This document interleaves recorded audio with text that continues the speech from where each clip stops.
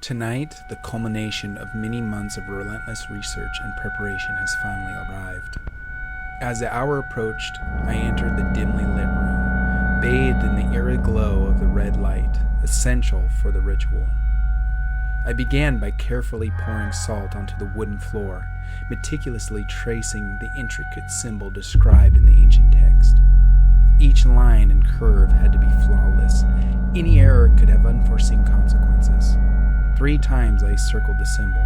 The grains of salt glistened subtly under the crimson hue, forming patterns that seemed almost alive. Next, I placed the circle made from the roots of an old oak tree at the heart of the symbol. Acquiring these roots was no small feat. The tree seemed almost unwilling to part with them. From my satchel, I retrieved the items I so painstakingly gathered, laying out each ingredient one by one. First, the small jar of herbs, carefully sealed and labeled from months of preparation. Each jar felt heavier than it should be, as though the power they held was already affecting the air around me. Next came the vials, their contents glimmering faintly in the dim light, filled with liquids of unknown origin. Lastly, the powders, neatly placed in a vial, each ready to play its part in what was to come. It felt like I was assembling a puzzle. First, the bowl, smooth and cold to the touch.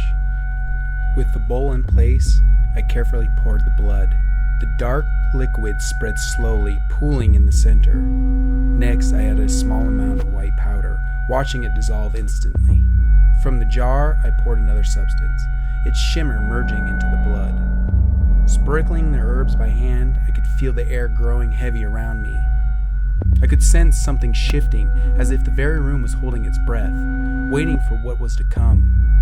Then came a small vial of liquid, hissing as it touched the mixture. I stirred everything together, the contents thickening before I added one final bit of white powder to complete the blend. The final ingredient? I hesitate to write about it. The lengths I went to obtain it weigh heavily on my conscience. Let it suffice to say that it is in the bowl, completing the concoction as prescribed. With the preparations nearly complete, I lit the candles one by one, placing them at precise points around the salt symbol. Their flames flickered as if swayed by an invisible breeze. 4 additional candles circled the bowl at the center, their light casting long, twisted shadows that intertwined with the markings on the floor.